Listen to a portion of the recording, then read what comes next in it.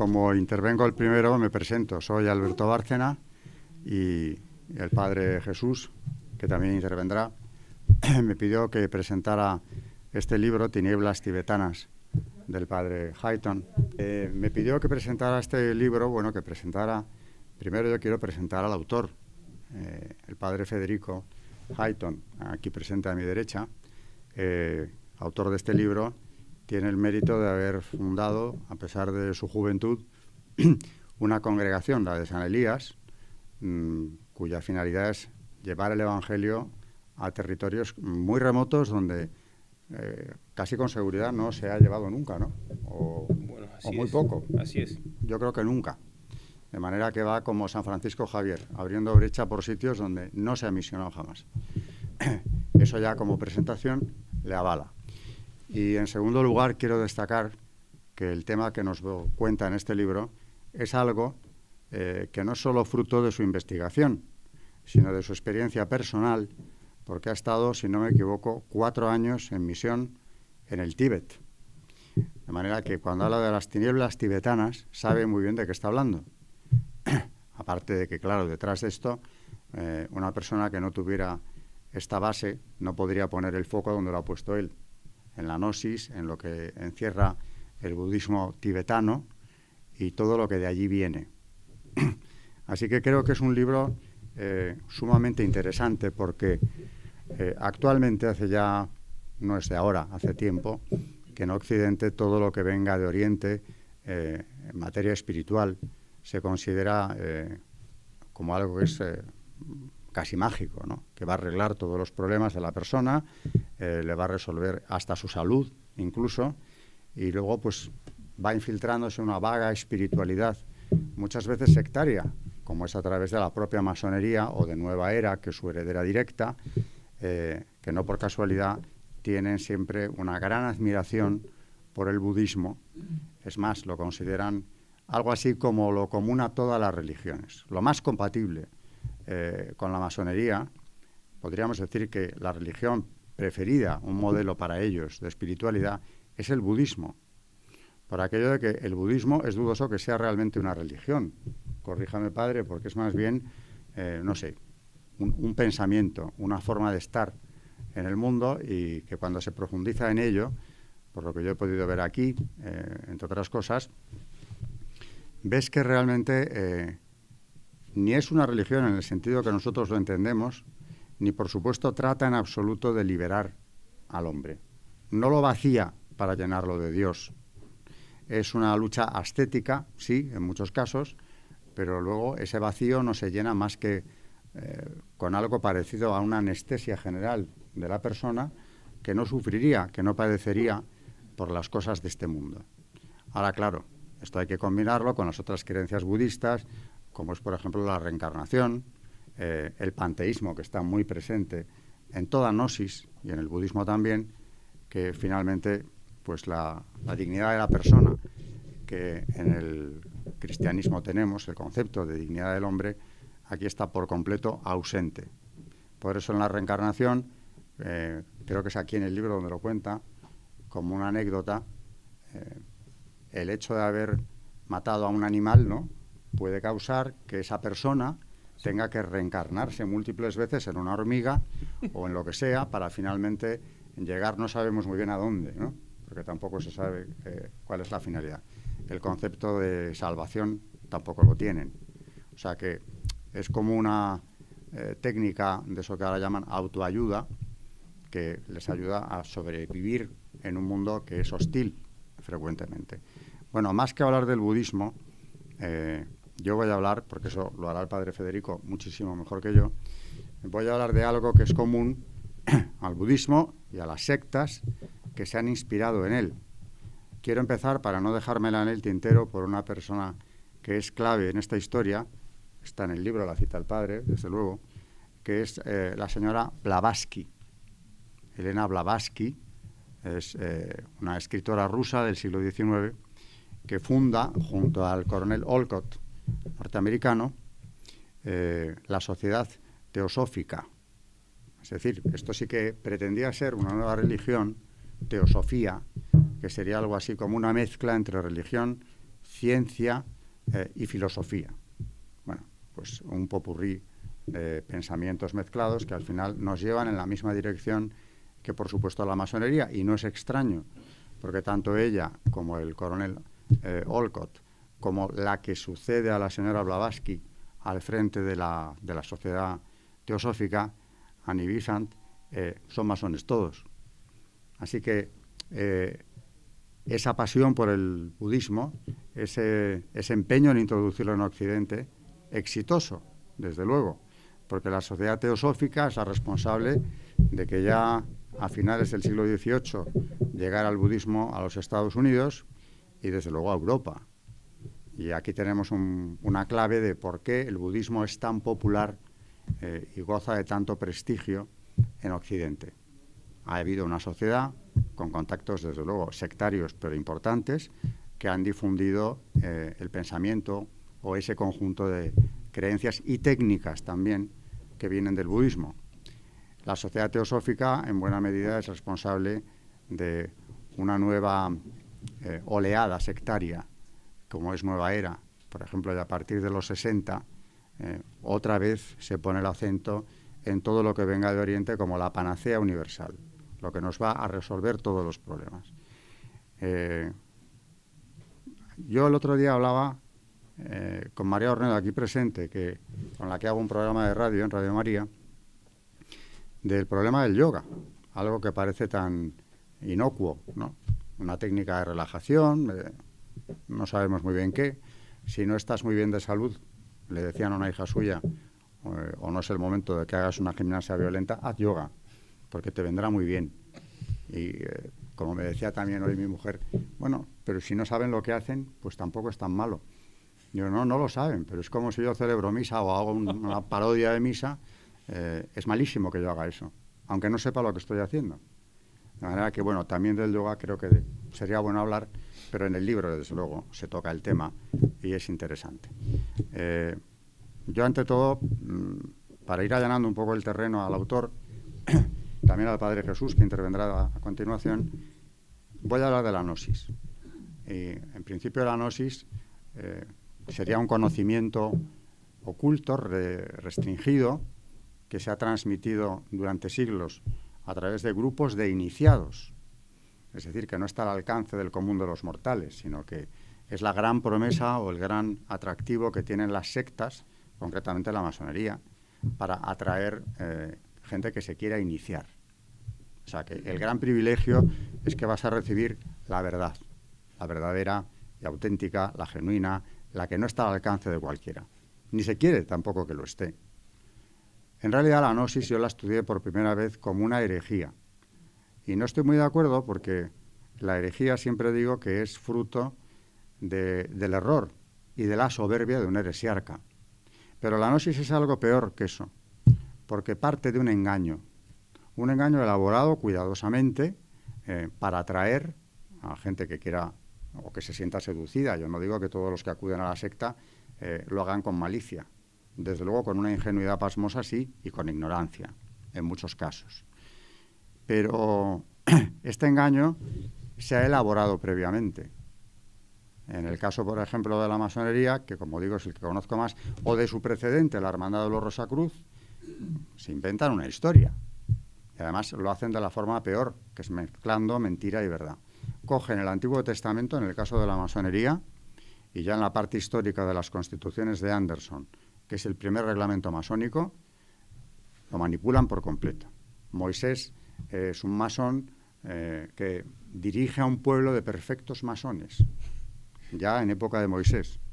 Hay algo peor aún, y es que dentro de la leyenda masónica está como personaje central Irán Aviv, que también está en el libro de los reyes, como lo refiere que el rey de Tiro envía a Salomón para que le construya las columnas famosas de la entrada del templo. La masonería lo ha elevado no solo al arquitecto de todo el templo, sino que no sabemos de dónde lo han sacado. Ellos no dan fuentes, no dan documentos. Han descubierto eso y se lo transmiten a los que entran gradualmente. Por eso es un proceso iniciático que va grado a grado revelando al que se ha metido en ello el conocimiento oculto. Bueno, pues Irán Aviv, según la leyenda masónica, es nada menos que, esto se lo revela Tubal-Caín a él, el último descendiente del príncipe de la luz, de Lucifer. Bueno, pues el personaje central, el depositario de ese saber oculto que durante siglos estuvo en la línea del príncipe de la luz, como Tubal-Caín le dice a Irán Aviv, ese saber es el que ellos recogen, no sabemos cómo tampoco, y mezclado con el conocimiento oculto también del antiguo Egipto, nos transmiten a día de hoy. Y bueno, ya adelanto un dato, Tubal-Caín, que se le aparece en sueños a Irán Aviv, le hace saber que, le lleva a un lugar que no conoce el personaje, y cuando le pregunta qué es aquello, le dice, esto es un territorio al que no llega la tiranía de Dios. Es decir, que en el concepto gnóstico, concretamente en el masónico, y en otras gnosis también, Dios no es bueno, ni es providente, ni hay uno solo. Habría por una parte aquí, dentro del budismo, un concepto maniqueo del bien y el mal, de dos fuerzas prácticamente idénticas en cuanto a su poder, no tener el concepto del demonio como una criatura sometida a Dios, como todo lo creado, ¿no? No.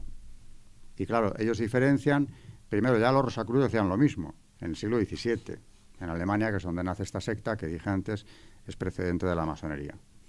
Que el mundo procede de emanaciones, todo lo creado son emanaciones, hasta llegar a la última, que es la sabiduría, Sofía, en la que termina el proceso. ¿De dónde emana todo esto? De un ser primordial. Bueno, nos meteríamos en esto y estaríamos hasta mañana hablando de la gnosis, pero quiero que quede claro que ya el concepto de gnosticismo en sí es el concepto de algo perverso.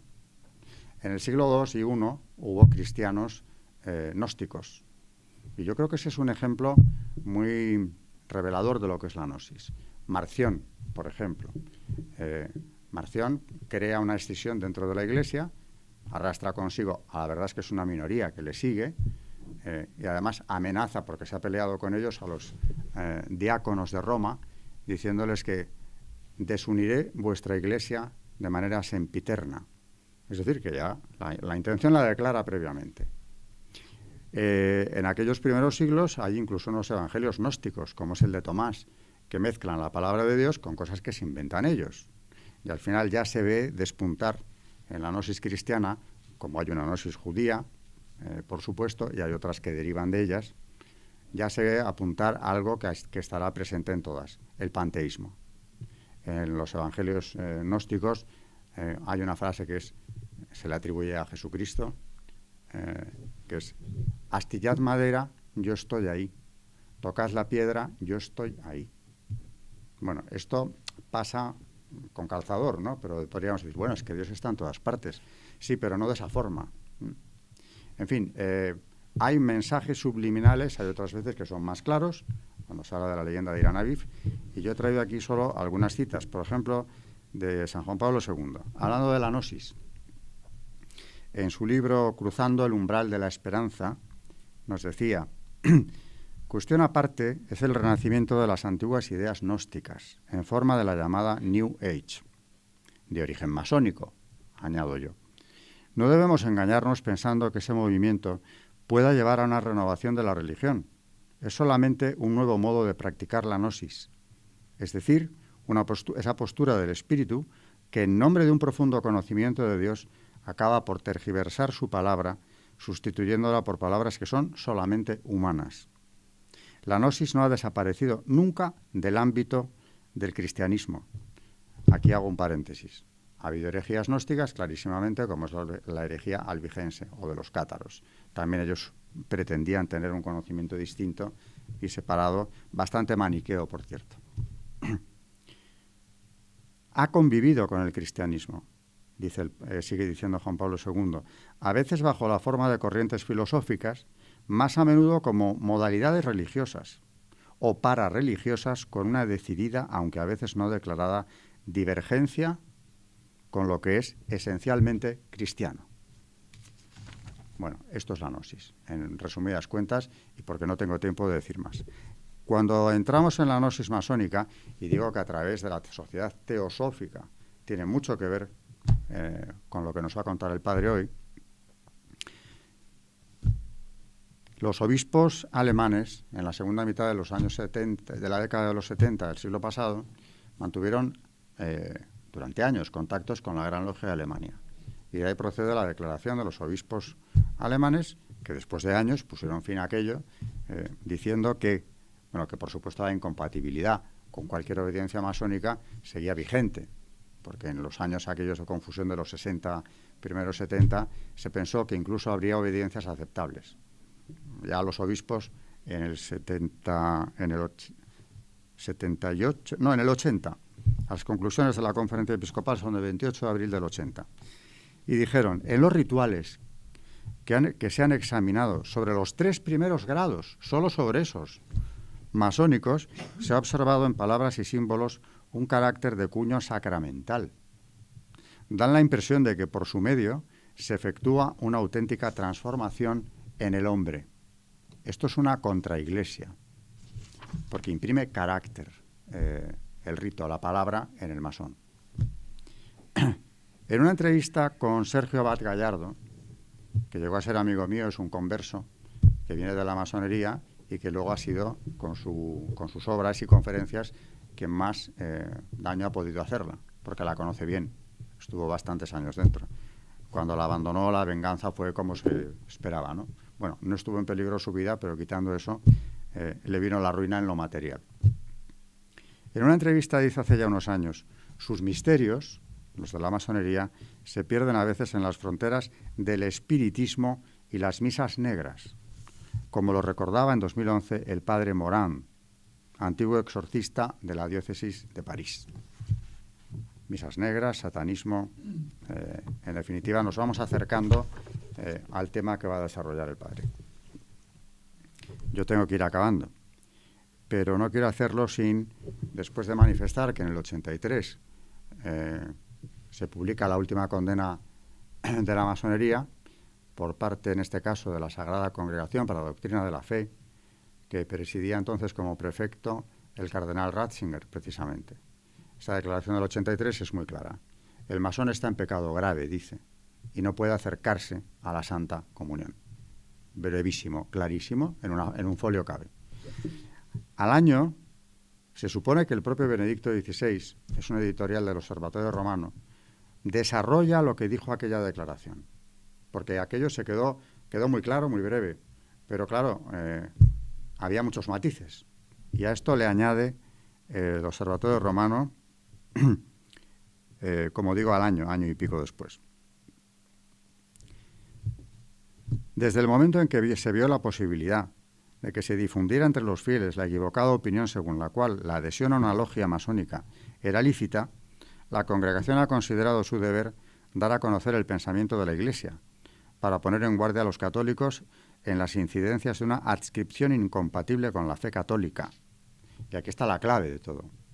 Solo Jesucristo es maestro de la verdad. Y solo en Él los cristianos deben encontrar la luz y la fuerza para vivir según el designio de Dios, trabajando por el auténtico bien de sus hermanos. Toda gnosis, con esto acabo mi intervención, es una rebelión contra el bien, la verdad y la belleza, los atributos de Dios. En definitiva, es una rebelión contra Dios, su obra y su ley. Eso tiene en común cualquier gnosticismo. Dicho lo cual, interviene a continuación el Padre Jesús, autor de un libro sobre la masonería, que creo que ha traído. Bueno, él nos contará. Pero que es quien me ha presentado al Padre Hayton.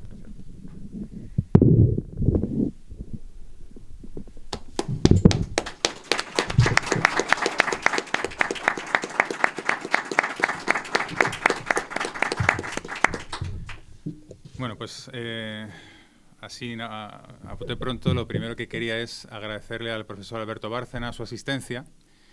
Yo conocí al padre Federico Hayton en el Valle, en una presentación de un libro, la opción, El Valle de los Caídos. No de Cuelgamuros. La opción benedictina. Y entonces, bueno, lo conocí, ya conocía el canal del padre Javier Olivera. Y bueno, pues hoy en día que es costumbre seguir a la gente en las redes, a gente seria, sobre todo, yo empecé a interesarme por el tema de la masonería, sobre todo porque desde mis estudios me pareció algo escandaloso, extraño, extravagante, sumamente raro, decir que Dios era malo y que Lucifer era bueno, que Lucifer había robado el conocimiento y se lo había dado a los hombres. Esto siempre me descolocó muchísimo por la belleza que tiene el Génesis. Y a raíz de eso quise hacer una defensa, ¿no? Entonces, también frente al luciferismo, incluyendo la masonería. Y por eso me puse en contacto con el padre, con el doctor Alberto. Y entonces, bueno, pues me hizo un poco de guía del libro y me dio la clave, muchas claves. Lo primero que me animó, porque si no, en un tema tan gastado no se me habría ocurrido insistir o escribir. Pero me dio la clave en lo que debía centrarme, que era la gnosis. Y he de reconocer que esta clave, cada vez voy encontrando más el significado del por qué era la clave. A ese conocimiento oculto que yo le preguntaba, le decía, pero lo encuentran, pero ¿dónde está? ¿Cuál es ese conocimiento, no?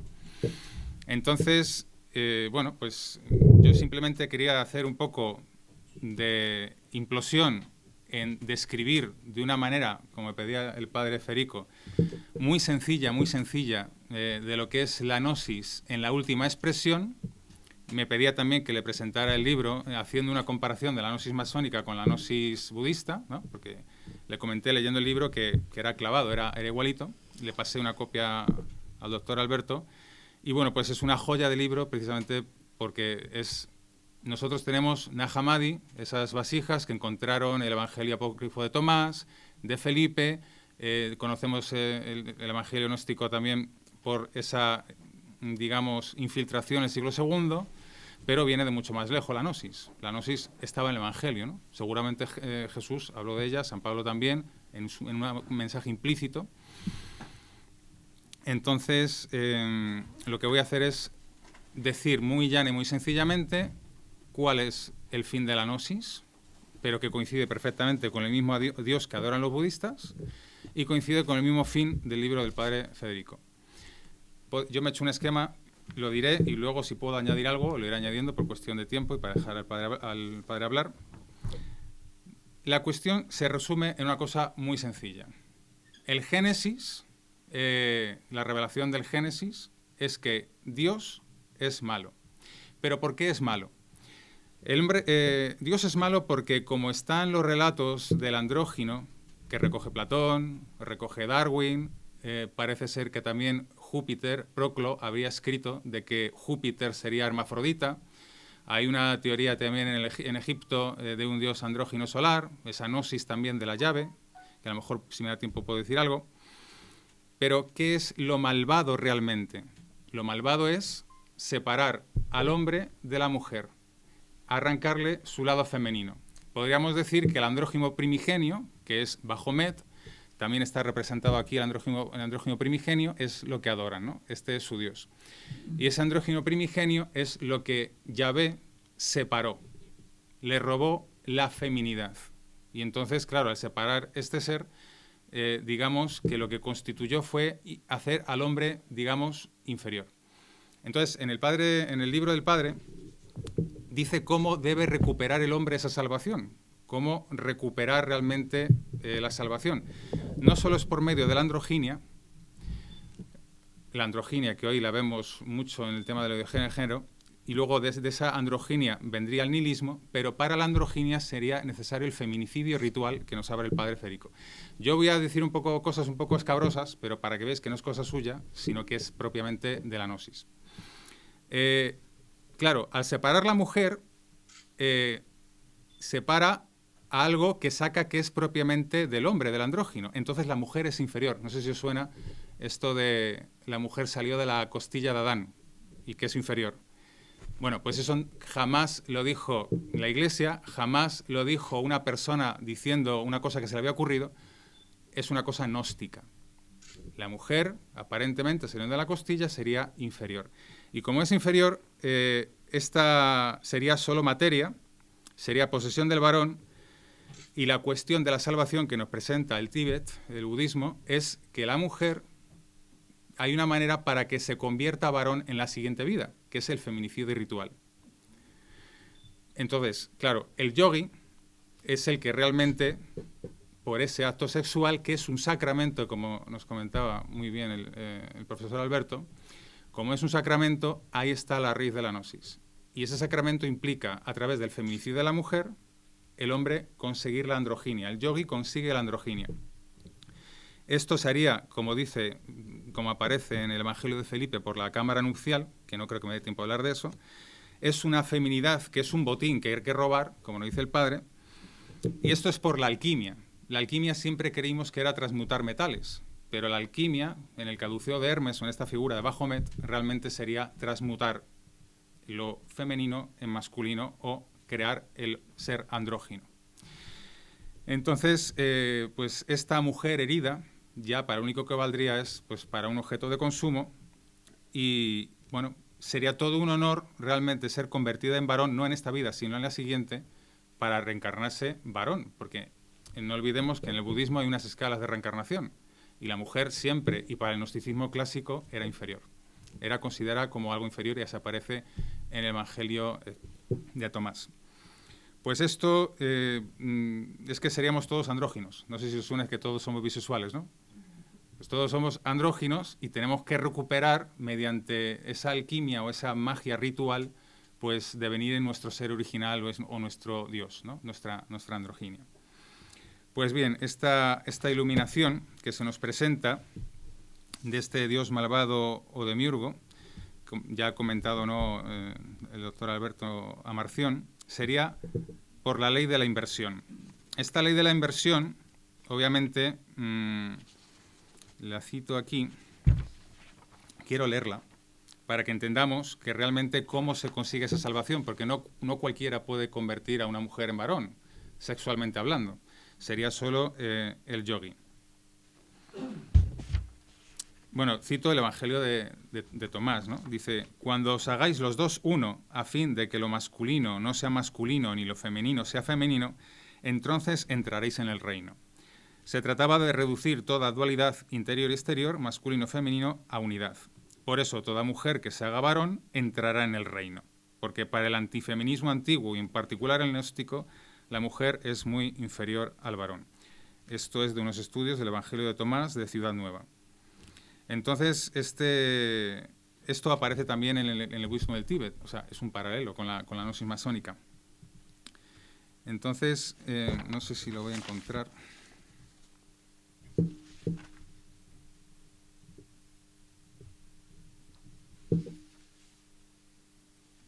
Bueno, he de decir que esto es un misterio, el misterio iniquitatis, del cual dice Juan Pablo II, que está en eterna lucha, ¿no? La serpiente con la estirpe de la mujer es el misterio, la raíz de la iniquidad. Este misterio de la iniquidad, que muchas veces no sabemos cuál es o cómo se tiene que manifestar, la iniquidad es el anomos, la palabra griega, ¿no? El hombre sin ley, el que desprecia toda la ley, ¿no? Y luego también está recogido esta anomía, esta falta de ley, no solo por la ley moral, sino por la ley antropológica, ¿no? que reduciría toda ley científica a pura superstición, ¿no? Aquí no la encuentro.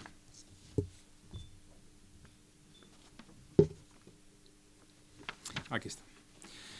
Entonces, aquí habría un gnóstico, pero que se habría autoproclamado como Mesías del pueblo de Israel, y entonces le siguieron, y entonces este Mesías lo que proclamaba era la gnosis. Y decía que los elegidos, los neumáticos, los espirituales, los extravagantes, los maestros del alma santa, todos estos nombres son asignados a Frank. No pecarían al cometer el mal, pues con sus pecados acelerarían la redención. Los pecados que más redimen serían la violación de la Torá, o sea, la ley de Moisés, que debe cambiarse por la Torá de Azilut. Y aquí entramos con la ley de la inversión. En esta se indican todo tipo de excesos sexuales a tipo de imagen de Dios, un Dios que estaría conformado con una parte femenina y la otra masculina, el andrógino primigenio, Y la práctica más habitual en estos ritos franquistas, además de la sodomía, era el intercambio de parejas a oscuras. Aún más importante para la salvación que los excesos sexuales serían la apostasía. Bueno, yo que también he misionado alguna vez, yo me acuerdo que un padre en una comunidad cristiana católica le dijeron al sacerdote, dice, padre, nosotros cuando pecamos hacemos sacramentos. Este le preguntó que por favor que le explicara eso, qué era exactamente. Dice, no lo va a entender, no lo va a entender. Bueno, pues esta comunidad, no voy a decir más de ella, para no pensar que, ¿no? Porque puede pasarle a cualquier comunidad, ¿no? Porque el gnosticismo tiende a arraigar e insertarse, ¿no? La propia masonería cree que es compatible con el cristianismo y así lo dice. Pues estos pecados son pecar realmente. ¿Y cómo pecarían? ¿Cómo sería ese sacramento? Pues sería Bajomet, que aparece, como nos cuenta el padre. Bajomet sería esas dakinis, que serían consortes, y en una aparece con una cabeza de cabra. Entonces, Bajomet, este ídolo masónico al que, gracias al doctor Alberto Bárcena, sabemos que adoran en el grado 29, le clavan la rodilla, le inciensan, pues sería el andrógino primigenio. O sea, observándole, sabemos en lo que nos vamos a convertir. Por eso en la postura del yoga, el yogi, en la Biblia satánica de Lipas Levi, cuando pinta a Bajomet, le pinta este diablo con pechos de mujer y con pues el atributo masculino en erección, precisamente con el caduceo de la alquimia, ¿no? De la transmutación. ¿Por qué? Porque está en posición donde se inserta la consorte para ser asesinada ritualmente, para robarle la feminidad. Bueno, pues esto que adoran los masones y que es una estatua puesta en Detroit, y que los que están en Detroit dicen que ellos van a contrastar los mandamientos cristianos, hablan de la compasión, pero la compasión obviamente es que la mujer es inferior y la única manera de hacer que se revierta en varón sería mediante esta idea. Y entonces aparecen unos niños que están mirando realmente en lo que se van a convertir. Y esta sociedad es precisamente en lo que pretende que se convierta con esa doctrina pura de Lucifer, que es lo que quieren realmente hacer a todo el mundo que tolere. Entonces, esta circunstancia, en el último grado, en el grado 33, se les explica a los masones realmente qué es la escuadra y el compás. El padre Federico lo dice en el libro y él lo dice, bueno, apunta a una situación, pero que realmente está en la gnosis masónica. Esto digamos que lo digo yo por el contraste y por otras fuentes que yo he investigado. Es el sagrado femenino y el sagrado masculino en, digamos, en el momento del coito, ¿no? En esa pornella, donde la G sería la I, el nombre divino, donde se estarían visualizando la unión andrógina mediante ese sacramento. O sea que la escuadra y el compás son precisamente la unión alquímica de la androginia. Y mirándola es realmente en lo que se van a convertir.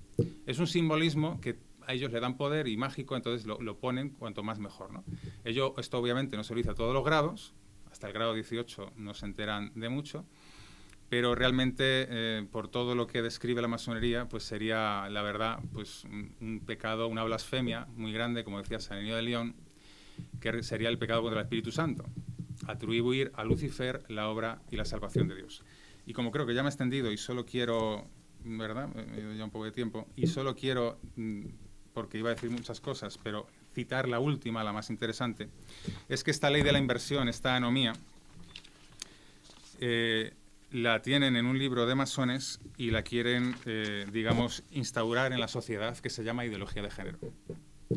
Entonces, cito lo que dice este libro de masones de cómo van a instaurar esa iniquidad, que sería: los que querían aprender ese gran conocimiento, la androginia, tenían que iniciarse y para ello tenían que estudiar y replantear la disociación de su cuerpo y de su mente y su espíritu para llegar al conocimiento de su alma. Bien, pues recordamos que la frase "no podemos pensar de ninguna de las maneras que los hijos pertenecen a los padres" está dando los significados de anomía. Está dando el significado de pensar, este esguince lingüístico, y jurídico de pertenecer. O sea, es algo que tiene que realmente proclamarse para que los niños puedan decidir en esta degradación de la materia mala, pues que lo que se es dado, el ser, tanto sexuado, pues no es bueno, porque puede ser que sea otra cosa en lo que deberías haber nacido. Y ante esto, quiero cerrar con el tema del catejón. La Virgen María, por cerrar un poco con esperanza, ¿no? La Virgen María es la que pisa la cabeza de la serpiente cuando ésta le hiere en el calcañar. O sea, aquí es el catejón, por así decir, como ella se manifiesta implícitamente en el último siglo, donde dice que se le consagra a Rusia para que no se extienda esta herejía. Y esta herejía de Marx, donde aparece esta lucha de clases, que estaría originalmente en este concepto satánico, en esta lucha de clases hombre y mujer, lo que hace es realmente pedir que se le consagre Rusia para que esto no se extienda. O sea, María mismo se ha puesto como catejón a esta, por así decir, herejía que quiere realmente hundir en la más absoluta miseria y en una dictadura del relativismo, como vemos también en el libro, ¿no?, de al final la androginia y después el nihilismo. Y yo creo que con esto ya cierro mi presentación y dejo al padre hablar más del femicidio ritual.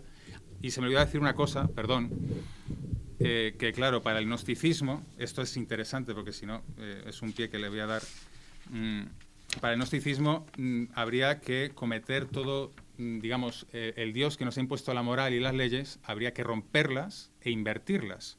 De tal manera que, bueno, pues el padre habla de unas cosas que yo creo que es necesario que se digan para que la gente lo sepa, que es un poco escandaloso escuchar, pero estos gnósticos se beberían y comerían sus propios fluidos. Y nosotros, se dice que Nietzsche se volvió loco, ¿no? Pero Nietzsche decía que era el Dios de la Biblia, era el Dios del mal, y que uno se liberaba de la moral impuesta por él, esa iniquidad, esa anomía.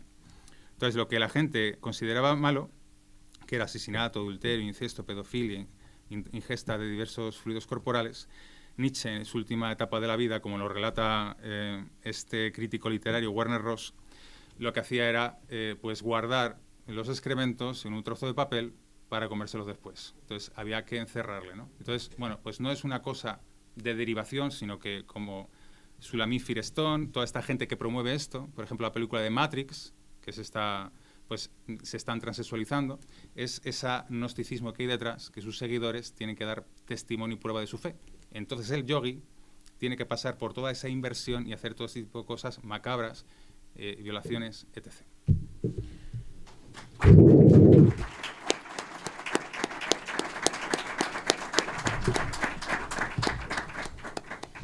Ante todo quiero agradecer a los copresentadores, al doctor Bárcena y al padre Jesús Sánchez por venir esta noche y presentar nuestro libro.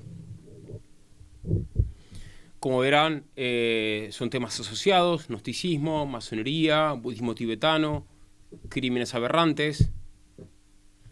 Y esto abre muchas vías para el estudio, para aquellos que les interese, aquellos que quieran dedicarse a la apologética, al estudio de las concepciones comparadas. Son temas realmente fascinantes por lo actuales.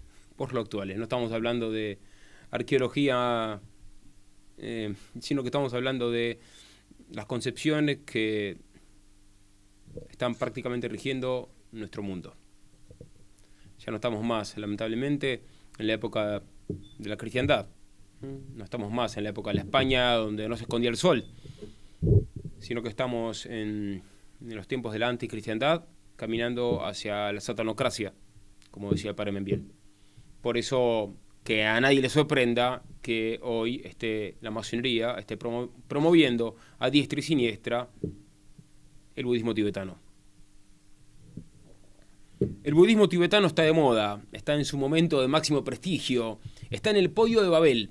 Y tanto le está que asistimos a una budistización del mundo, pero no gracias a su consistencia interna, que no la tiene, sino en virtud de la propaganda emitida por los medios masivos a la farándula más superficial, empezando por la hollywoodense, incluyendo a Sharon Stone, Uma Thurman, Tina Turner, Meg Ryan y hasta Madonna, y a la acción de oscuros grupos financieros, que creo que todos nosotros conocemos.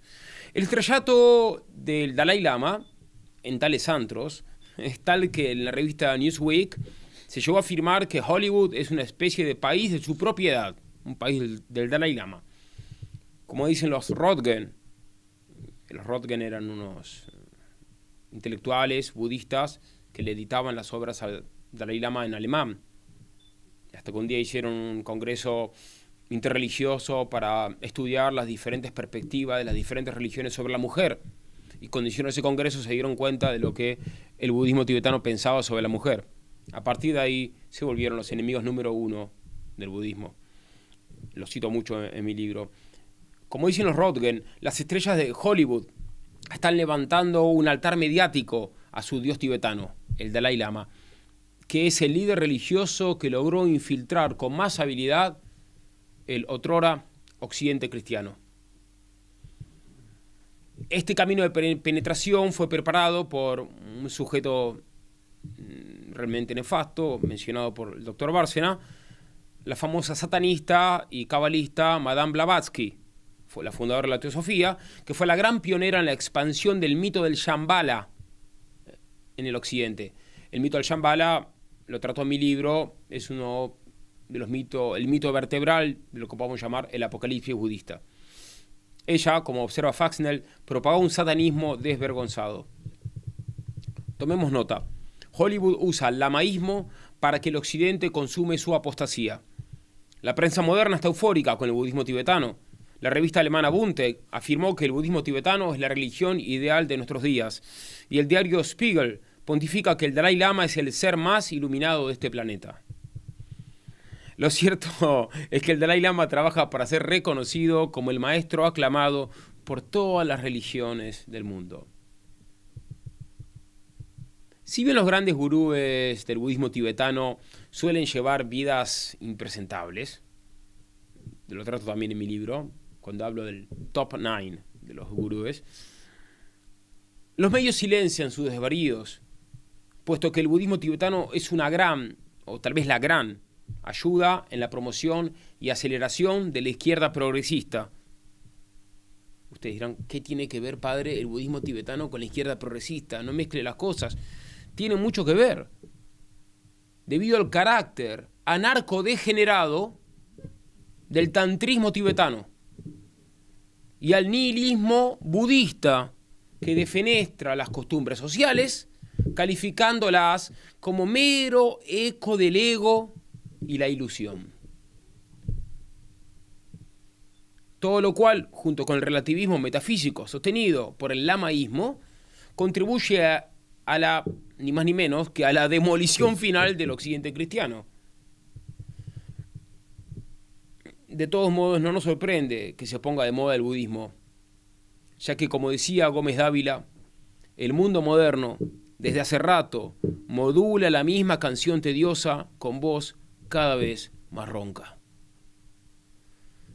Y por eso no nos llama la atención no solo que la Asociación Americana de Psicólogos haya autorizado los psicoterapeutas vajrayanas, a pesar del oxímoron, sino que la mayor parte de las prestigiosas instituciones académicas y de las corporaciones multinacionales amen al Dalai Lama, y que tantos estudiosos y políticos estén interesados en que se vea a los gurúes tibetanos como seres sacrosantos.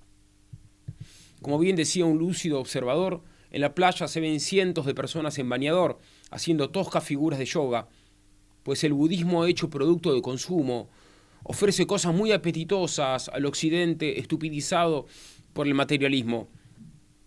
¿Qué ofrece? Ofrece individualismo, autorreferencia, ecologismo, amor a todos los seres que sienten, sensación tranquilizante y sobre todo ausencia de conflicto interno y externo. Bueno, esta es la presentación, en la práctica lo que ofrece es una gran infelicidad. En efecto, una calculada propaganda nos empacó y vendió a los occidentales el mito del budismo, con su tentador espejismo de paz y libertad, ecologismo, meditación, compasión, comprensión, espiritualidad y desapego, que hoy es al mismo tiempo uno de los productos más rentables del mercado global y uno de los medios más eficaces para que la masa apostate de nuestro Señor Jesucristo, como se ve en la sutil aprobación de la apostasía que el Dalai Lama hizo en las calles de Nueva York. Dijo, el crecimiento espiritual no necesita estar basado en una fe religiosa. Luego, nivelando todas las religiones y deformándolas, dijo esta espantosa mentira que muchos católicos repiten. El mensaje esencial de toda religión es muy similar. Todas abogan por el amor, la compasión y el perdón. Mentira. mentira esta que salta a la luz muy fácilmente cuando uno se pone a estudiar los puntos elementales de lo que comúnmente se llama religiones comparadas. El mundo montó el mito tibetano, que como explica Albert Ettinger, es una telaraña de mentiras, decepción y fantasía, ni más ni menos. De hecho, en Occidente casi nadie sabe que el budismo tibetano es un conglomerado. El doctor planteaba la pregunta, eso no es una religión el budismo tibetano, decía, no es una religión como la concebimos nosotros. ¿Y qué es? Es una pregunta difícil. Es un conglomerado, un ensamble. ¿De qué? Bueno, de ateísmo metafísico, tétrica idolatría, absurda superstición, ciego clericalismo, orgullosa antropolatría, burdo irracionalismo, demoníaco terror, rígido reglamentarismo, pueril politeísmo, obediencialismo sectario, violaciones rituales, así el paso, ¿no? Piedad mecánica, satanismo explícito, magia negra, nihilismo integral, misoginia femicida, coprofagia y abisal, etc. El propósito de estas breves líneas no es sino el de desenmascarar el mito del budismo tibetano, mostrar su intrínseca malicia, evidenciar su profunda fealdad y denunciar su carácter satánico. La parte final de nuestro trabajo de nuestro libro rescata los aspectos de verdad y bondad que per accidens, no per se, se podrían hallar en el budismo tibetano en orden a mostrar que solo en Jesucristo se pueden hallar plenamente estos bienes. El error puro es inexpresable, por eso el error para ser expresado necesita estar entremezclado accidentalmente con algunas verdades. Por eso que uno per accidens puede encontrar algunas verdades en el budismo tibetano, pero esas verdades no se hallan plenamente en él, sino en Jesucristo. ¿Y qué verdades? Y por ejemplo el hecho de que enfatizan la importancia de la vida interior, sí, correcto, y la meditación, sí, correcto, pero la meditación tiene que ser meditación en Dios, no en mi ombligo o en dioses inexistentes. Este libro fue preparado después de 15 años de estudio, habiendo vivido 4 años en una aldea budista del Himalaya, en el norte de Sikkim, en el lado indio de la frontera tibetana, en la frontera del Tíbet chino, en el reino budista, en la frontera también del reino budista de Bután, India y Nepal. Bueno, nuestra experiencia misional en la cordillera himaláyica y nuestros viajes misioneros, no turísticos, por China, incluyendo el Tíbet, Taiwán, donde viví 2 años casi, Nepal, Tailandia, Laos, Bután e India, nos aportaron un sinfín de anécdotas, algunas de las cuales compartimos en este libro, con un fin ilustrativo y confirmatorio de varias de las proposiciones teóricas que afirmamos. El budismo tibetano es tántrico. La palabra tantra está un poco de moda. Tenemos en Argentina un personaje siniestro llamado Javier Milei, que ahora pretende ser presidente de la Argentina, lo cual sería el principio del fin, por supuesto, para nuestro país. Y este sujeto se llama a sí mismo, sin vergüenza, como instructor tántrico. Bueno. Y este tantra, ¿dónde salió? Bueno, el budismo tibetano es tántrico. El tantrismo es como el atajo, la vía rápida para alcanzar la iluminación. ¿Por qué? Para el budismo, digamos, clásico, hacen falta millones de vidas, millones de reencarnaciones para poder llegar a la iluminación. Por eso después inventaron el tantra, que es como el atajo, el camino rápido para en una sola vida llegar a la iluminación. Ahora el tantra exige que se aplique la ley de la inversión, lo que el Padre Jesús ya dijo, que es hacer cosas aberrantes para alcanzar la santidad, procurar la criminalidad y el satanismo para alcanzar la santidad y la sabiduría. Hay un principio gnóstico de fondo que es el siguiente: es para obtener una cosa, procuro la opuesta.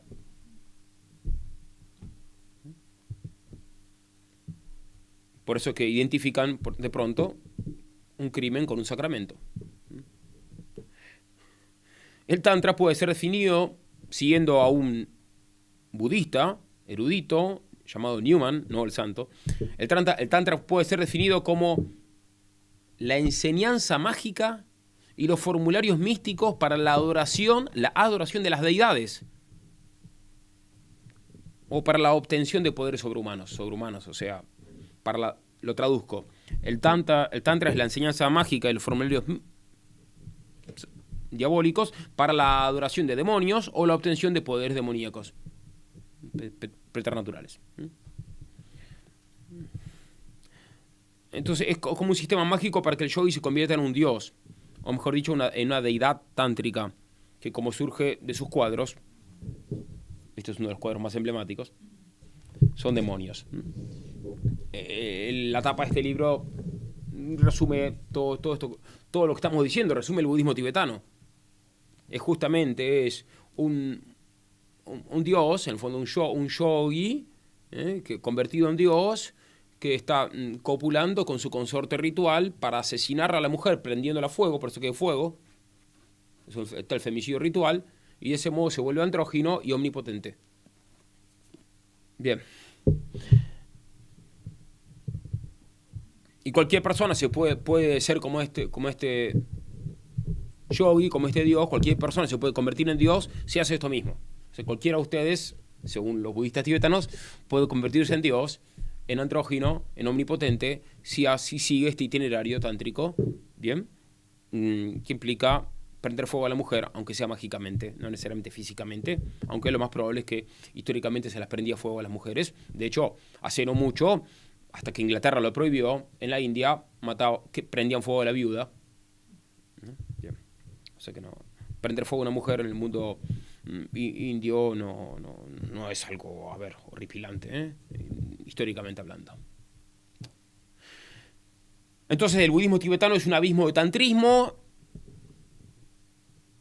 ya que, como escribe el Dalai Lama, el yoga tantra es la más alta dimensión de la práctica budista. Hay muchos tipos de yoga, pero el yoga más elevado es el yoga tántrico, y dentro del yoga tántrico el yoga tántrico alcanza su cumbre en el femicidio ritual. Bien. Todo esto está, alguien pareció, ¿de dónde saca todo esto? Bueno, no solo de mi experiencia en el lugar, sino que hay una biblioteca directamente de libros, hay una bibliografía abundante que daría para hacer varias tesis doctorales y en muchos idiomas sobre estos temas. En mi libro van a ver que hay muchas cosas al pie de página, así que todos estos temas son profundizables.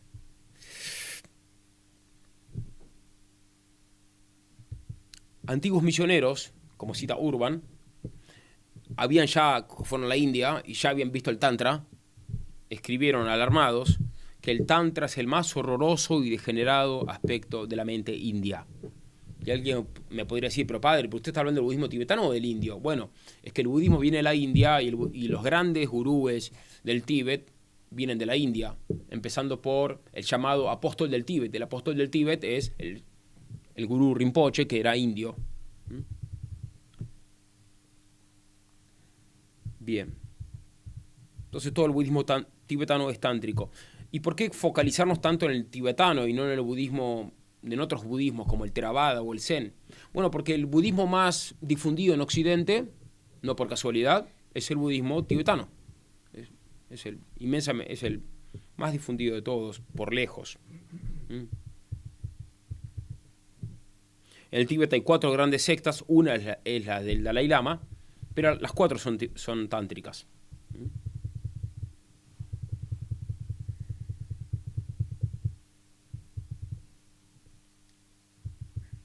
Alguno podría decir, bueno, padre, pero no es justo que refutemos otra religión. No. Tenemos que vivir la fraternidad. Esto de estar atacando a otras religiones no es justo. Esta objeción la van a escuchar incluso muchos católicos que van a misa. Y a esto respondemos que refutar el error es una obra de misericordia. Ya que, como enseñó la misma verdad encarnada, en Juan 8:32, conocerán la verdad y la verdad os hará libres. Por eso que, como decía el cardenal Pi, en la misma línea, el catolicismo, es máximamente tolerante en materia de caridad. Por eso que los misioneros van y atienden también muchos laicos, a pobres apestosos, llenos de enfermedades, o lugares donde nadie iría, van los misioneros llenos de caridad, soportando los efectos ajenos para salvarlos, para curarlos, para asistirlos. O sea, que nadie le gana al catolicismo en materia de tolerancia en la línea de la caridad. Pero en la línea de la doctrina, o sea, en la línea de la fe, no hay nada más intolerante y a mucha honra que el catolicismo. Porque nosotros no podemos ceder, no tenemos derecho a ceder un ápice en la doctrina. Porque la doctrina no nos pertenece, la doctrina nos la reveló Dios. Y Dios es la verdad misma. Y enseñar esta doctrina es justamente la máxima obra de caridad.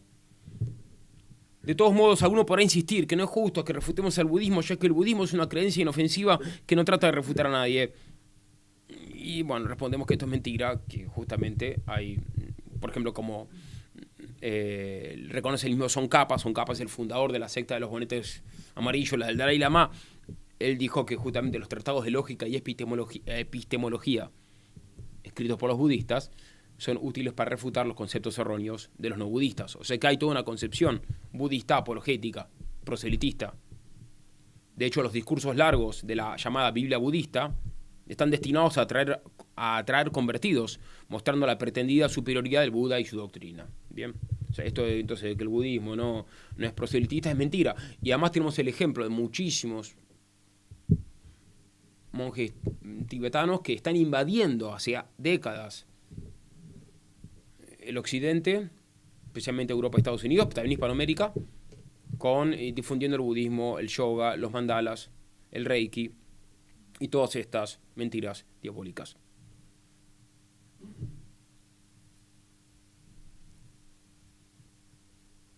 Yo estoy sorprendido. El otro día vi el boletín que le habían hecho las maestras a un niño y decía, bueno, que el niño practicaba yoga. ¿Cómo? El niño tiene 2 años de edad, en Argentina. ¿Qué tiene que estar practicando yoga? Bueno, yo también tengo un servicio médico que me lo paga mi familia y cada tanto me llegan emails de propaganda de, bueno, que si yo quiero practicar yoga. Servicio médico, ¿no? ¿Qué tiene que ver con yoga?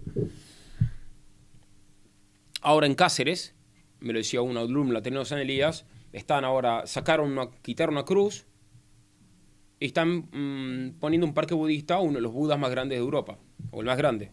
Bien. Sacamos la cruz, porque la cruz molesta, ponemos budas.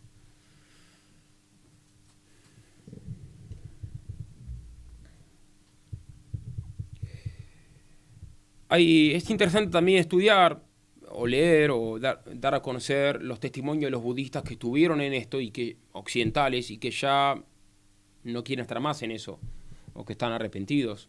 Como sacerdote me toca atender y conocer muchos de estos casos.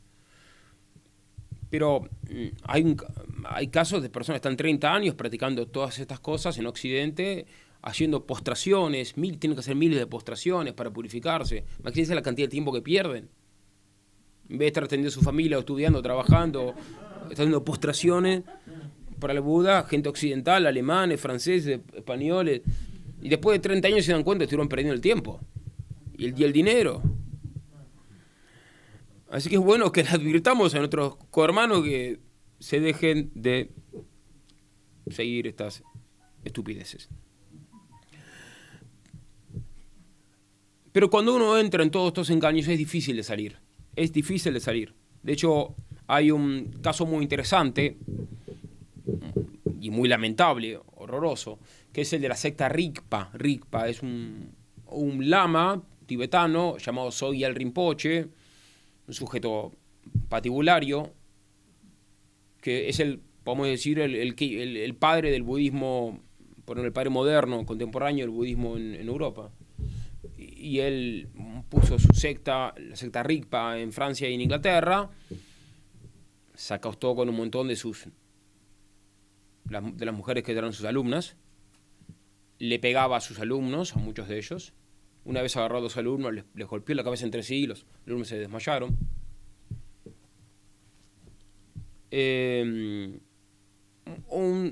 Tanto es así que incluso miembros de la secta llamaron a un estudio jurídico que hicieron un reporte, el reporte de Lewis Hilkin, contando que hizo una investigación y denunció todas las aberraciones que que este gurú hizo. Pero los centros que este gurú fundó, gurú fundó en Europa, todavía existen. Todavía lucran, todavía engañan a la gente. Y uno de los miembros de esa secta confesó públicamente que es duro para ellos renunciar a los sueños del budismo tibetano. Y a este tipo de personas le respondemos que renuncien definitivamente a sus sueños y que abracen la única opción que no falla, Jesucristo, que no es un sueño, sino que es la verdad misma.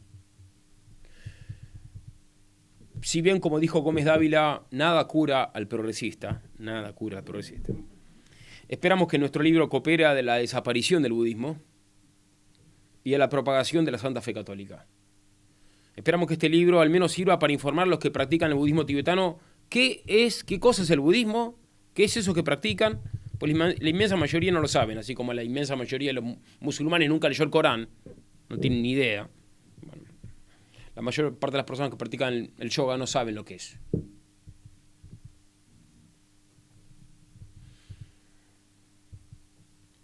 Este libro servirá también, y esto es fascinante desde el punto de vista intelectual para estudiarlo, y un poco ya lo anticiparon, un poco bastante, los copresentadores.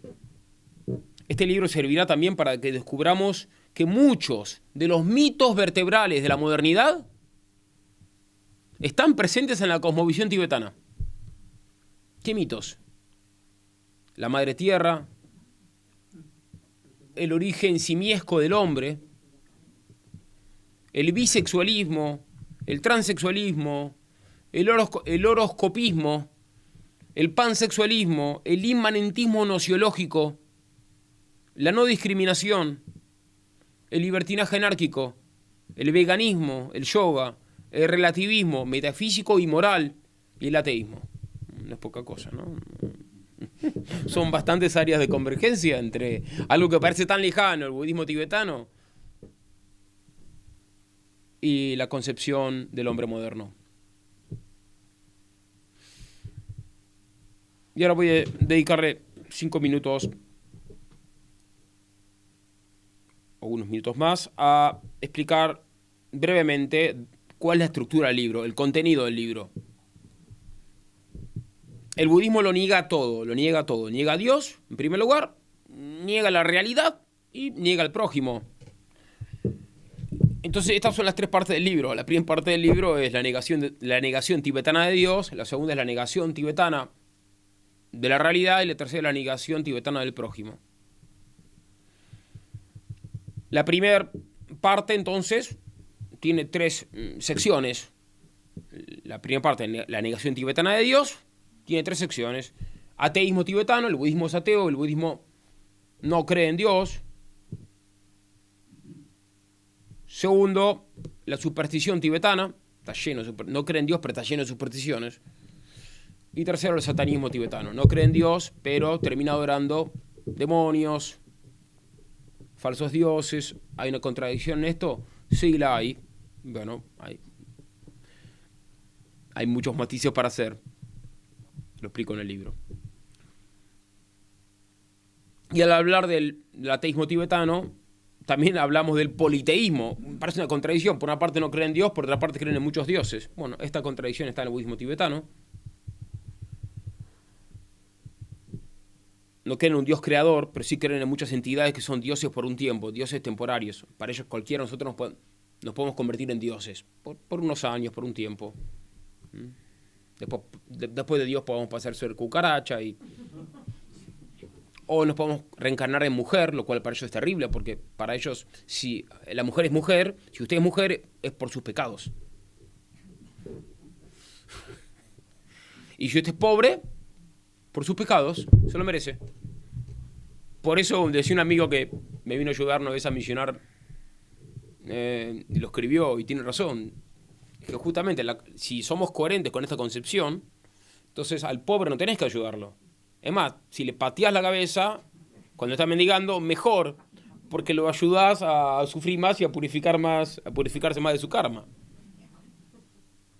La realidad es que cuando la Madre Teresa de Calcuta llegó a Calcuta, claro, los pobres, los hambrientos se morían de hambre, los hindúes no movían un pelo para ayudarlos, y tuvo que ser la Madre Teresa que heroicamente les dio de comer.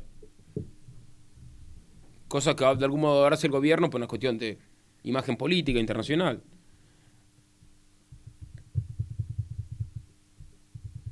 Pero el rico es como un premio por sus méritos pasados. Me acuerdo una vez, tomándome un avión en la India, yendo para mi misión, hablé con unos compañeros de asiento que eran ricos y ellos decían muy soberbiamente: nosotros no tenemos pecado.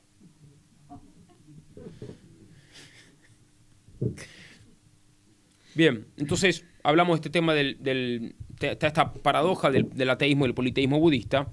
Bien, menciono también la doctrina insólita de los demonios contagiosos.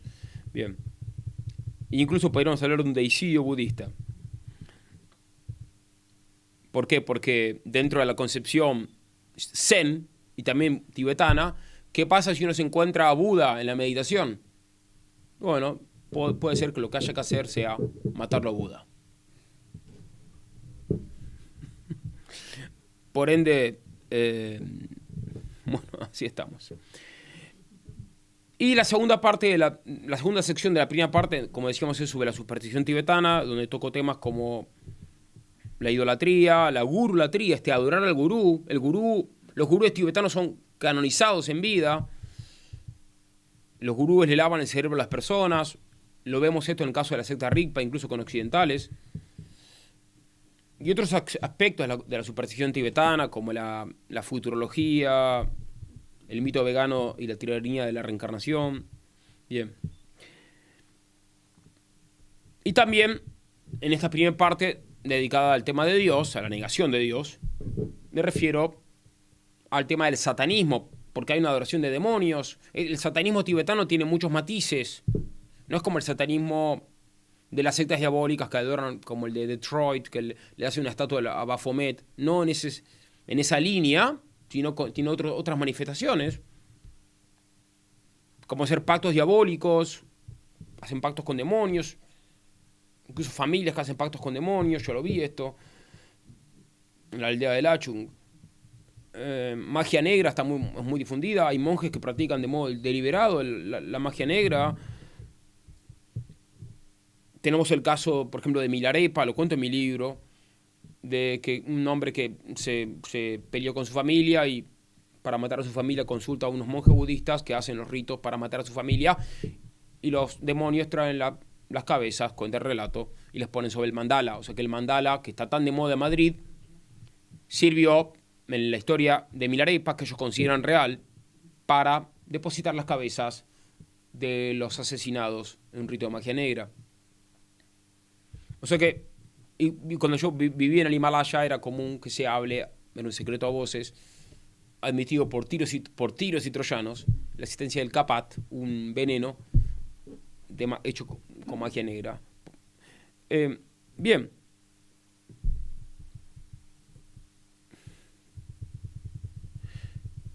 Y después trato del tema de la negación tibetana de la realidad, lo cual tiene 3 secciones ordenadas lógicamente.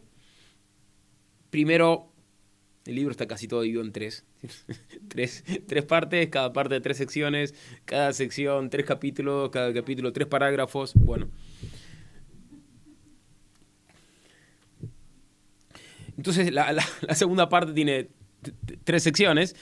La primera es lo que podemos llamar, la expresión es mía, creo que es gráfica, el ilusionismo tibetano. ¿Qué significa esto? Significa para ellos todo lo que vemos, todo lo que percibimos, todo lo que tocamos es una ilusión. O sea, que cualquiera de las madres que están acá, bueno, sus hijos en realidad son una ilusión. No pierdan mucho tiempo ayudándolos ni queriéndolos porque son una ilusión. Son vacíos. No existen. Bueno, existen o no existen. Bueno, ahí van a entrarse distinciones, pero son vacíos. Por esto yo lo llamo el ilusionismo tibetano. Entonces todo es una ilusión. Entonces, ¿cómo supero la ilusión? Practicando el yoga, especialmente. Y especialmente el yoga más alto de todos, que es el yoga divino, que es el que incluye el sexo ritual y el femicidio. es el yoga supremo. Y esto nos lleva, esto nos va a llegar a la iluminación y por ende al paraíso. Bien, después vamos a decir una palabra sobre el paraíso budista, que en realidad es un infierno, que no existe, pero si existiera sería un infierno.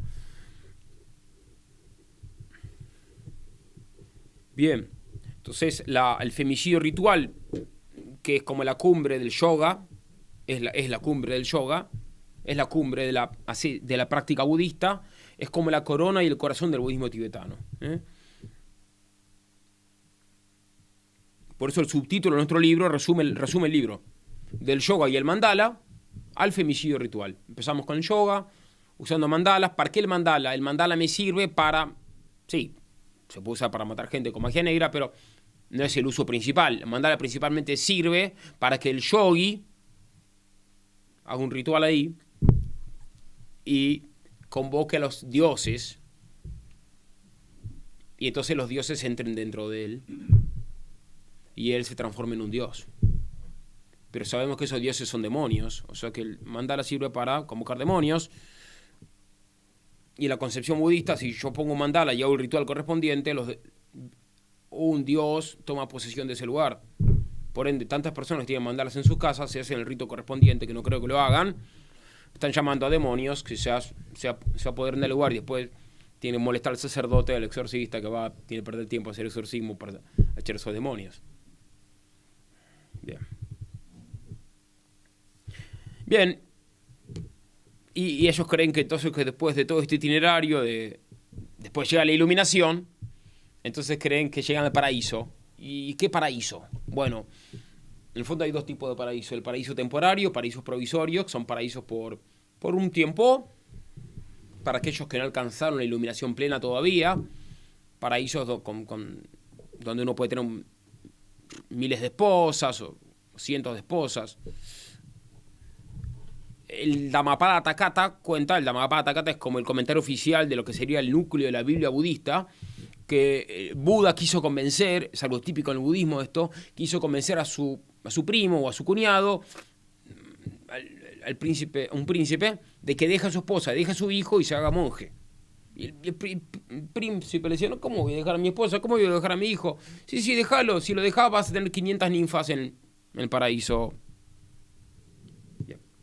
Entonces esos son como los paraísos de segunda clase. El paraíso de primera clase, que es el nirvana, la persona ya no existe más, porque ya hay una desintegración total.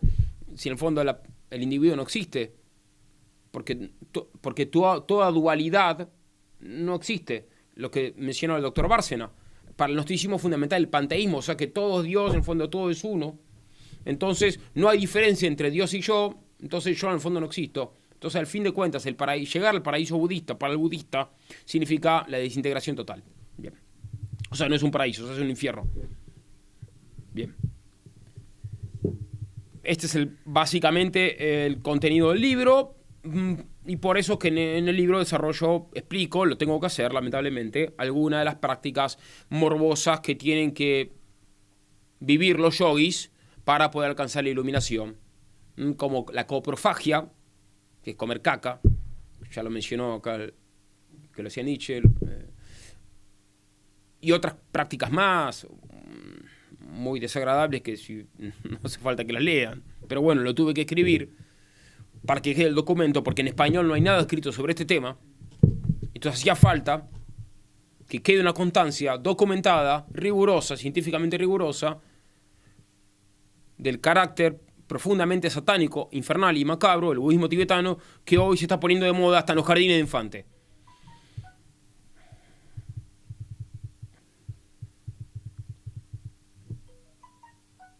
La tercera sección, bueno, después la segunda parte, entonces ahí hablo de esto, el morbo tibetano, y también explico una cosa muy interesante, que es que para el budismo tibetano, ¿quién es el origen, el revelador de la doctrina tibetana? Son las dakinis, esto es una especie de demonesas prendidas a fuego. O sea que, fíjense qué interesante, ¿no? Para el budismo tibetano, la religión fue revelada por diablesas, y para nosotros la religión fue revelada por el Dios verdadero, por Dios. Es una Es interesante, bien. Bueno, para decirlo más en concreto, el llamado apóstol del Tíbet, también llamado el segundo Buda, que es el que, digamos, según el relato oficial, convierte el Tíbet al budismo tibetano, al budismo tántrico, el llamado Gurú Rinpoche. Él, según los relatos clásicos, digamos, aprendió la doctrina, la magia de las dakinis, o sea, de diablesas, y el aprendizaje se realiza en sesiones tenidas dentro de crematorios, llamados durtros. Son...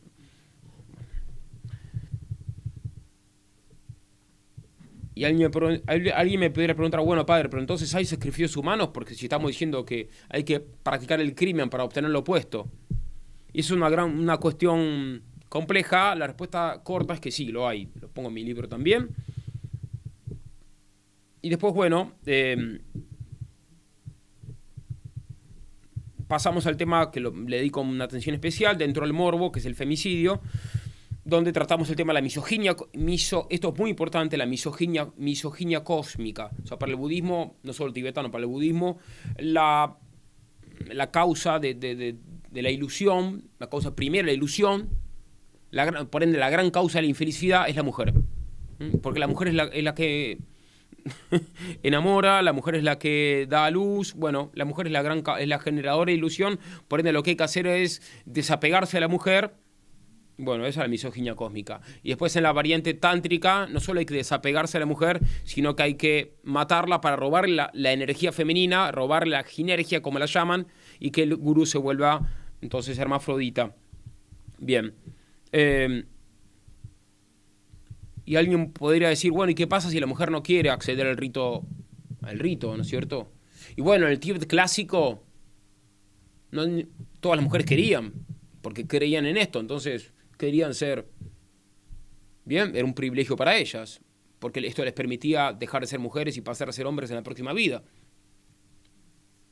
Por eso ninguna mujer se iba a negar.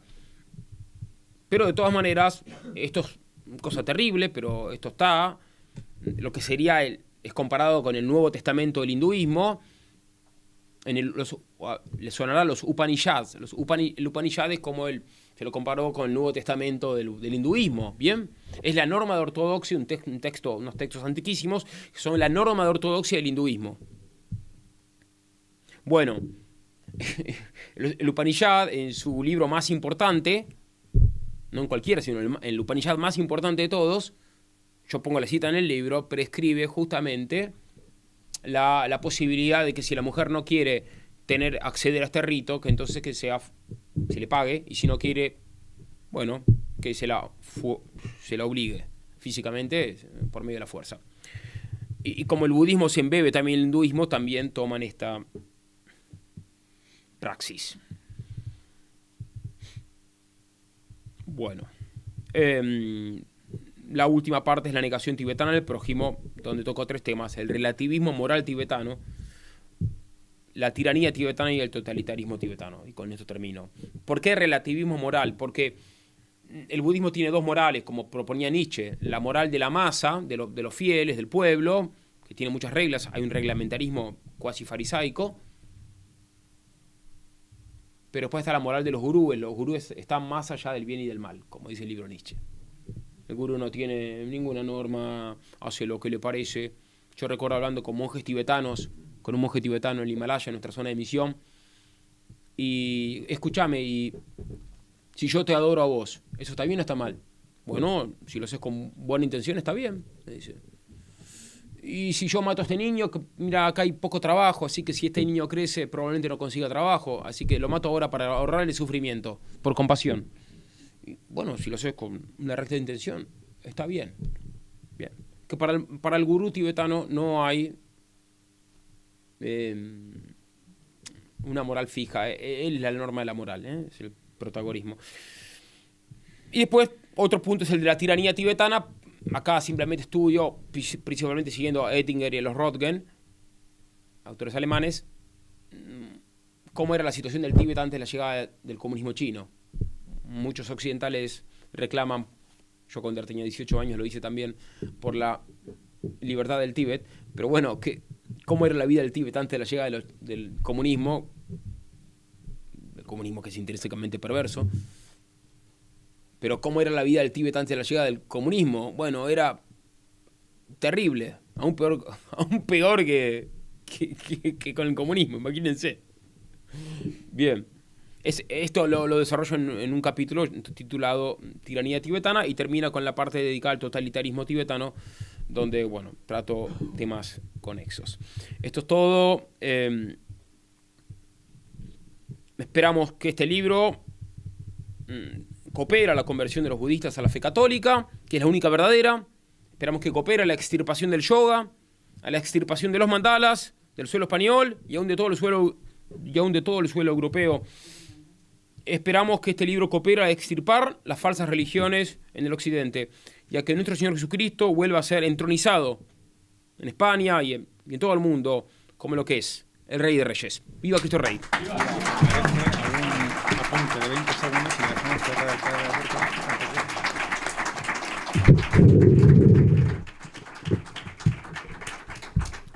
El profesor Alberto me pidió hacer un inciso en el yoga, entonces ya después de todo lo que hemos escuchado, voy a decir 20 segundos y le vamos a dejar al doctor Alberto por si quiere hacer un cierre o hacer algún pequeño comentario que le parezca apropiado, porque ya nos hemos ido muchísimo de tiempo, no estaba previsto.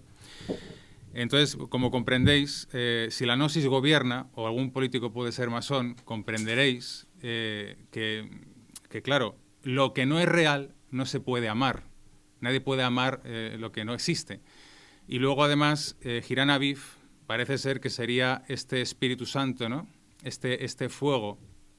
Pues entonces, ellos, mirando el fuego, lo miran como como león en el pozo de los leones, como que son inmunes a él, ¿no? Que podrían escapar. Y luego, simplemente comentar el tema del yoga. Cuando una persona hace yoga, como dice el padre en el libro, cuando dice Om, el Om es la invitación a los demonios para que entren y tomen posesión. Solo el hecho de mencionar eso es pues totalmente trascendente, o sea, no deja a nadie indiferente practicar yoga. No sé si el doctor Alberto Bárcena quiere decir algo o comentar algo que le parezca apropiado. Bueno, yo solo quiero terminar dando las gracias al padre Federico por esta obra, porque creo que desde luego requiere valor. Esto es enfrentarse contra la corrección política, absolutamente, no solo ya por lo que tiene de sectaria esta corrección política, que en el fondo, hace poco hablaba de ella, para la CDP, para el centro de Valladolid. La corrección política es una mordaza que nos han puesto para que precisamente cosas tan graves como lo que describe el padre aquí aparezcan como normales. No solo normales, sino modelos de comportamiento. Es cierto que el budismo, y él se ha centrado en el tibetano, acaba diciendo que claro que puede tener, según se mire, aspectos positivos. Cuidado, porque pasa lo mismo que con los rituales masónicos. Como es simbólico, pues están tomando, incluso es una contraiglesia, como decía antes, ¿no? Están tomando en las formas un mensaje que, si bien parece que podemos entender, captar e incluso reverenciar, lo que quiere transmitir es precisamente lo contrario. Hay que ver cómo acaba eso, qué hay detrás de eso. Y efectivamente, voy a acabar como empecé, diciendo que a partir del siglo XIX, mucho más en el XX, en la segunda mitad especialmente, la difusión que ha tenido el budismo, que es sectario, por supuesto, han sido las sectas quienes lo han divulgado, es un arma arrojadiza esa difusión. Lo que ha servido es como un arma arrojadiza para descristianizar a la sociedad occidental. Porque estas prácticas, por supuesto, aquí pues no se cometen estos crímenes, o por lo menos no de una forma visible, ¿no? No digo que no haya algún episodio aislado. No es el Tíbet anterior al comunismo. Pero, desde luego, esta ideología que va contra la esencia del hombre, porque va contra la esencia de Dios, contra los atributos de Dios y, desde luego, contra su criatura más digna, la única hecha imagen y semejanza de él, que es el hombre. Esto va contra el hombre. Es decir, todas estas prácticas que nos ha descrito, y además es curioso esa dualidad incoherente, en el sentido de que una religión que no cree en Dios sí que cree y llama a los demonios. Luego, esto que claro se desconoce, insisto que es importante que en Occidente se tome conciencia de lo que se está haciendo, cuando a través de rituales, prácticas, meditación trascendental, lo que se quiera, no hemos hablado del Reiki, que esa es otra historia, en fin, se pueden llegar a situaciones verdaderamente graves. En lo personal, en una familia puede hacer un daño enorme. El padre nos decía cómo invitan al demonio, a los demonios, a entrar en su casa y luego hay que exorcizarla, porque eso ya ha quedado ahí. Y claro, esta tarde hablaba yo con alguien diciéndole, precisamente, esta persona creía que el budismo era algo vacío, inocuo, pero vacío, pero que no hacía daño, ni quitaba ni ponía nada. Y hablando de estos rituales, como es el yoga, por ejemplo, en el que no saben, la gente que lo practica en Europa, por ejemplo, en América, qué es lo que está pasando ahí, qué están haciendo, qué origen tiene esto, yo pongo el ejemplo de la Ouija. La Ouija es un jueguecito, que incluso desde muy jóvenes algunos practican, sin tener la menor idea de lo que están haciendo, es meter en el demonio en su casa. Y de ahí vienen problemas grandísimos. La primera vez que esto se dio a conocer fue en la película del Exorcista, si no recuerdo mal, porque precisamente, no sé si aparece en la película, yo creo que no, pero en la historia verdadera de ese chico, que no era una niña, sí que había practicado la Ouija. Y en muchos casos parecidos ha habido una práctica de la Ouija en esa persona, en ese grupo, ¿no? O sea que, sin darnos cuenta, yo creo que lo que resumiría el libro, la obra y todo lo que el padre nos ha contado aquí, estamos abriendo puertas a lo desconocido de forma totalmente inconsciente muchas veces, creyendo que es una moda que nos puede ayudar o por lo menos entretener, y no nos damos cuenta de que estamos abriendo la puerta a estos demonios que aparecen en la portada. Así que esta es una llamada de atención, de alerta, precisamente a nosotros, que también, como decía el padre, somos depositarios, los católicos se entienden en este momento, ¿no? De algo que es sagrado, que no podemos mercadear con ello, ni quitar ni poner nada. Es un depósito sagrado que solo podemos transmitir. Ellos especialmente, los sacerdotes, y no digamos los misioneros, tienen que transmitir el depósito sagrado. Pero nosotros, los seglares, tenemos que hacer lo mismo. Porque al fin y al cabo en nuestra casa, cuando nos casamos, ¿qué nos dijo el padre Albendea que nos casaba? La paz del sacerdote al sacerdote del hogar. Me constituyó ahí mismo, el sacerdote del hogar, cosa que no se me ha olvidado nunca. Llevamos casados más de 30 años. Pero me impactó muchísimo el tomar conciencia de que a partir de ahí yo tenía que ocuparme como prioridad de transmitir la fe que había recibido en mi casa a mis hijos. Bueno, pues también nosotros no creamos que esto es cosa nada más que de los curas, que se ocupen ellos de transmitirlo. No, todos, cada uno de nosotros tenemos que transmitirlo. Y el depósito sagrado, por supuesto, es incompatible con todo esto. No es que sea incompatible, es que esto pone en peligro ese depósito sagrado. Y además lo hace de la manera típicamente diabólica, engañosa, ¿no? Te lo venden como un bien, algo divertido o incluso muy sano que vas a practicar, que te va a relajar, que te va a hacer movilizar músculos y tendones sin que tú hagas grandes esfuerzos, por ejemplo, ¿no? En el caso del yoga, lo hablábamos el otro día, y detrás de eso se encierra una realidad verdaderamente terrible, demoledora, y que es la ruina del ser humano. Efectivamente, yo no conozco ningún libro en español que trate estos temas, ni con esta profundidad, ni con la crudeza que hay que agradecerle al padre, porque lo cómodo hoy en día es no tocarlo, aunque lo hayas visto en el Tíbet, no tocarlo, porque la corrección política se le puede echar encima en cualquier momento. Es más, a cualquiera que haya estado aquí hoy, o por lo menos en esta mesa, ¿no? Porque hemos tocado algo que no. Podemos blasfemar en Cristo Jesús, no pasaría nada, ni saldría en prensa siquiera. Y si saldría, en el caso de que saliera, pues sería algo anecdótico, nadie lo iba a perseguir, por supuesto. Ahora, estos temas sí son sagrados, en cambio, porque estamos pasando la línea esa de la corrección política. Hemos entrado, como decía el padre, aquí no se trata, no he venido a demoler una religión. Lo que estoy es avisando de lo que hay detrás de ella. Y concretamente se ha centrado en un tipo de budismo que es el tibetano. El otro, por supuesto, es tan gnóstico y panteísta como el tibetano. Eso lo tienen en común, hasta el mejor. Bueno, pues sepámoslo.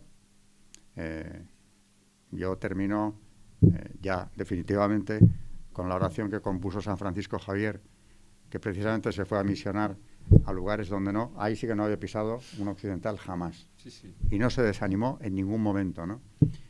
Y le habla a Dios Padre, diciéndole que tenga en cuenta, acordaos de vuestro Hijo Jesucristo, que derramando tan liberalmente su sangre, padeció por ellos, por los infieles, no permitáis que sea menospreciado de ellos por más tiempo. Antes, aplacado con los ruegos y oraciones de vuestros escogidos los santos y de la Iglesia, esposa benditísima de vuestro mismo Hijo, haced que ellos conozcan también al que enviasteis, Jesucristo, que es salud, vida y resurrección nuestra, por el cual somos libres y nos salvamos. En la oración del misionero, amén, que yo creo que es lo que me ha venido a la cabeza al final, ¿no?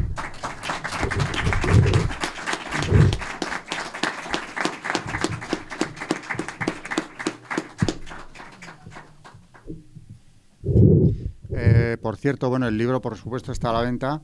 Me han dicho antes que se puede comprar arriba. Aviso también que todo lo que se recaude de este libro nos sirve para beneficio de las misiones. En las misiones vivimos literalmente de limosna, así que bueno, gracias a todos los alumnos que hubo en la Ateneo San Elías, pudimos financiar la misión hasta ahora, y nos quedan para unos meses más. Creo que en marzo se acaba el dinero. Así que bueno, sepan que todo lo recaudado en este libro sirve para beneficio de la misión de infieles. Quiero agradecer una vez más al doctor Alberto Bárcena por su prestigiosísima presencia, y al padre Jesús Sánchez por su también prestigiosísima presencia.